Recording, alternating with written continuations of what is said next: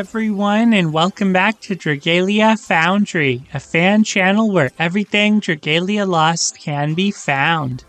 This video is going to contain my first ever clear of Primal Jupiter's Trial in co-op play on the Master difficulty. I also wanted to start things off by showing the results of my summoning on the recent Sigil Spotlight. I didn't get anything new, but I had enough resources, so I wanted to go ahead and spark for the next character I was missing, of course, that being Humanoid Jupiter.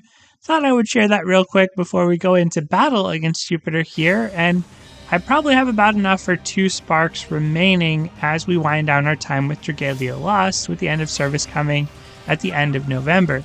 So one of those is going to be for Elysium, and I haven't really decided who I'd want to summon with my remaining resources after that. So let me know if you have any preferences among the missing dragon and adventures that I just showed. But as for now, let's get into this battle against Humanoid Jupiter at this moment, and later Primal Jupiter once he transforms. So Primal Jupiter's Trial is one that I did in solo play as Nedrick, and it made for a pretty interesting experience because of Nedrick's unique mechanics, not really taking damage once he has his special second skill activated, and you have 3 soul charges instead.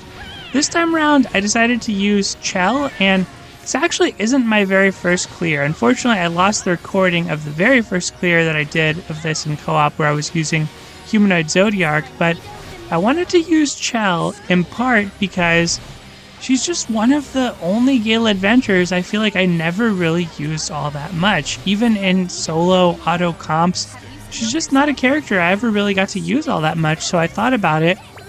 And as much as I like Humanoid Zodiark as well, I did use him to take on Surtur on the Legend difficulty, so I thought, this is a good trial, it's not too hard, this is a good one for me to get an opportunity to use Chell here, so that's why I decided to use her for the second go-round at this fight, and a pretty fun team comp here with one of my teammates using Zace, not an adventure you see too often.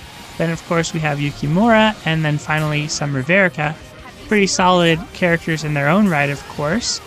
But Chell, not the strongest character. I feel like she just kind of was a little bit too late to get any of the mana spirals that came out for Gale adventurers who are older than her, but also too early to be really well built for Curse of Nihility. She has some weaknesses in her kit with respect to Nihility in that she kind of scales off of buffs, but now, as you could see by the amount of buffs that I have, there are plenty of buffs to kind of enable her, even that work under Nihility. Like Summer Verica gives the lifesteal, you can get a Reborn Dragon buff. There's obviously lots of other buffs you can get, have some shield, some over damage, some regen. So yeah, I think that she's a pretty fun character. She's also a really defensive character. She can boost her own defense, and she can also reduce the enemy's strength. So this was a pretty comfy run because of that. And honestly, just as a rapid fire mana caster, especially in this kind of fight, she's very, very cozy to play. You just kind of hold down your Force Strike and maneuver around. I felt like compared to Primal Zodiark's Trial, this one just wasn't as crazy with everything happening on the screen. It was a little bit easier to read what was going on, but I'm sure that depends a little bit on what characters you're bringing to battle, if you have special effects on in the battle or not. At least with this, there weren't as many zones that I could really see here, and so it was a little bit easier to read how things were going on the screen.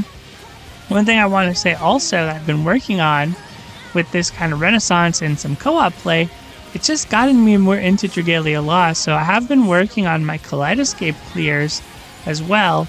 Not really planning on posting those, but I am planning on clearing through floor 60 with at least 30 characters before the end of service for the game. And I'm trying to also stay on top of the Alberian Battle Royale. Unfortunately, last month I actually missed one of the weapon skins. I missed Ronzel's Old Reliable Axe. And I just did not play the Battle Royale that month. And so this time I'm going to try and make sure to participate. And I'm sorry, I didn't miss Ronzel's. Ronzel's is currently happening. I missed Alex's. That's right. I missed Alex's. Silent Sting, that's what I'm thinking of. I remember having to double check this because I was worried I was going to miss Alberius's weapon, which is called Dragalia. I think that's just such a cool weapon skin to get. But anyway, I did miss one of them, and so I was a little disappointed in that, but just got to stay on top of these things. At the same time, with the game coming to an end soon, I've definitely slacked off with respect to, you know, doing all the grind of clearing out the treasure trades and everything every month. But it is kind of fun to complete these little projects. So yeah, I have been doing some solo play, some more co-op play. Still going to try to take on 4 more trials in the Legend Sinister Dominion. And also going to try to take on Primal Midgard-Stormer's trial on Master and co-op play. I'm going to save that for the end. I think that'd be only fitting with that being the first High Dragon trial that I took on as well. So that's the plan that I have. The reason I was thinking of Kaleidoscape is actually because Yukimura is one of the characters I used to clear through level 60 recently. And if you haven't gotten a chance to play with her, she is very fun to play, just jumping around and tapping the screen for extra hits. So she is very fun. Also cleared it with Shingen as well. He's also pretty fun to play in that mode.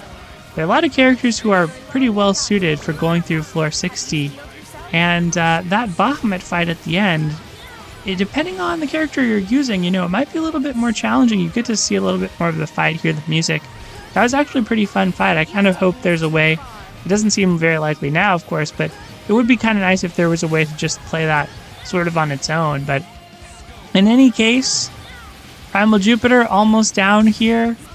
Not too big of a challenge, but it did take a fair amount of attempts. You know, a lot of little things can kill you in this trial if you're not prepared.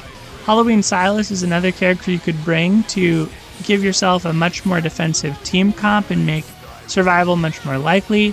For me, this is one that I completely autoed out and got all the weapons that way. So the only one I haven't been able to do that with among the Primal Dragon trials is Brunhilde. So I still have not finished my weapons there, but will plan on doing so before the end of service for sure. But anyway, y'all, that's going to do it for today. I sparked for Humanoid Jupiter, didn't get anything else along the way, but at least got him. And then here is my second clear of Primal Jupiter's trial on the Master difficulty in co-op play. RIP to the first clear with the footage that was lost using Humanoid Zodiac, but was very grateful to have some friends along to help out with that. And then also to have some friends along who wanted to help me get this clear recorded so I could share it with y'all. But that is going to do it for today, everybody. So thank you as always for watching. Take care, and I'll see you next time.